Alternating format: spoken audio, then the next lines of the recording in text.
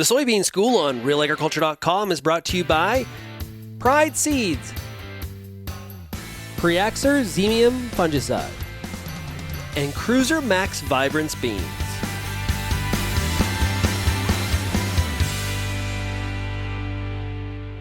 I'm Kelvin Hepner for Real Agriculture, and we are down at the Big Iron Farm Show in Fargo, North Dakota. Pleased to be joined by Sam Markell, plant pathologist with North Dakota State University. And Sam, talking about soybean cyst nematode, we're starting to see some fields with this pest in Manitoba, north of the border. What have you learned about SCN when it comes to soybeans here in North Dakota? Yeah, great to see you again, Kelvin. Yeah, so we saw this show up in the early 2000s in the lower southeast corner, and it slowly spread. And so I think we have it now in 24 different counties, so maybe a third to half of the state. You know, one of the things that's tough for growers is that when you get this, you don't often see any above ground symptoms until you're taking a yield hit. So we've seen areas where they just start to turn yellow in August. It's kind of the first thing you might see, but they'll be 30% down on yield in those little spots. So that's the first thing that's kind of alarming about it. You know, the second thing is that it's going to spread by anything that moves soil. So it's a parasitic worm. It lives in the soil. So if you have equipment moving that has soil on it, you might get it in your field entrance. And unfortunately, sorry about this, you know, we've been kind of sending it your way with flooding too. So it moves through flooding, and then it will move through wind. So, you know, we've got a lot of tree rows and things along fields, and we see some pretty high levels show up along those tree rows. And so, you know, we've learned a few things, and you know, we've got some management tools for it, but it's a learning process. So when it comes to those tools, genetics, variety choice, is that the main thing? Yeah, really, the two pillars are really your selection of variety. You know, so there is genetic resistance, and then crop rotation. You know, we've made some mistakes in the U.S. and North Dakota as well, where we've grown soybean on soybean on soybean, and boy, if there's one way to blow up your SCN problem, that's one way to do it. Okay.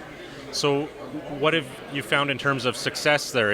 Are growers having to extend those rotations, add other crops into the rotation? Is variety or genetics holding up against these fields where it's testing positive? What have you learned in terms of the effectiveness of those management tools? Yeah, so with rotation, that's really important. So really, SCN only survives on soybeans and dry edible beans, pintos, navies, that sort of thing. So those are the only two. So anything else is fair game. Cereal, sunflower, whatever, fair game. So what we do see is after you put a rotation crop in, your egg levels, which is how we measure the severity of cyst, they'll drop by maybe half that first year. You go another year out of soybeans, so wheat or something, they'll drop by another 30-40%. So 2 years out of soybeans makes a huge difference. After that, it kind of gets into this land of diminishing returns. SCN is not going to go away. It'll survive for over a decade. But the idea is if you can get those egg levels down, a couple of years of rotation will really, really help you. As far as genetics go, you know, the genetics have been around for a while in this PI 88788. Sorry, I know. But that's been used for many years, and you know, it's not as effective as it used to be, especially in Iowa, Illinois, Indiana, and we're inheriting some of that. So the genetics work, and that one works still, but it's maybe not as great. So over time, breeders are going to find new sources of resistance, and they're breed them in. So I think the biggest thing, you guys are going to benefit from the breeding effort because we're kind of behind right now, and by the time those things are really readily available, your growers up there will have them in hand. You know, the other thing that I didn't mention initially was that there's a whole new market of seed treatments out there, and they're coming. They're coming in both countries, and they're getting better. Every successive generation's better than the first, so that's a good thing too, looking into the future. Okay. Are they showing promising results in terms of the research at this stage?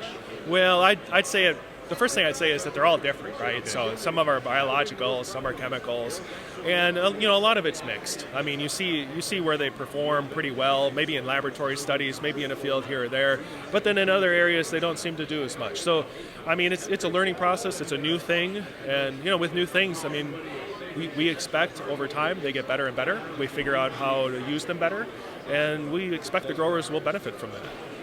Just quickly, Sam, growers that are thinking about SCN or have this on their radar, what can they do right now at this time of year?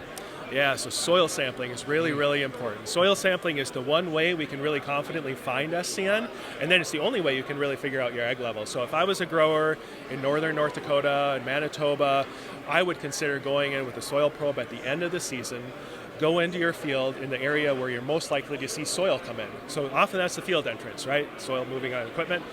take a bunch of cores, go only 6 inches deep, 6-7 inches deep, stab at the roots, that's where the parasite lives, right? Put that in a bag and send it to a lab and ask for a SCN test. And if you've got it, the egg levels will show up. That's the most important thing they can do right now. Find it early, you can manage it, and you're much less likely to take yield loss. That's a really important thing. And the common labs would all have that test right now, right? Well, I don't know. So I'm not so sure about your area, but most of the labs will know where to do it if they don't. So I would talk to the lab first, actually, before you ship it. You don't want to take a sample and send it into Netherworld. So yeah, talk to your lab, and there'll be definitely tests for that. Going back to the genetics and the potential there when it comes to breeding new sources of resistance, is there potential there, or how promising is our knowledge of what there is for genetic resistance out there? Yeah, so that's a good question. So there's a couple pieces to that. So the first is that there are already sources of resistance that we know that are effective that are not really in the commercial varieties. So there's actually a good number of those. So the challenge of the breeding companies is to get those genetics into a variety or a cultivar that looks like a soybean you want to grow, right? So that takes some time to do. So we're already past that point in some areas, and there's much more coming. But the other side of that equation is learning molecularly how these things are interacting, and that knowledge is like on a ski slope up. I mean, that's going to change the game in probably the next few years, I would think. Just that knowledge is going to help breeders do it faster, quicker, better, and I'm excited about that. So do we get to the point then where we're matching genetic resistance with the pathotype that we have in our soil? Yeah, there's a lot of talk about that right now. Really precise management of SCN. Yeah, and I think that's where we're going to be. I mean, it might take a few years, so ask me in 5 years. All right. Sounds good. We'll come back down to chat with you again, I'm sure, Sam. Thank you for your time. Sounds good.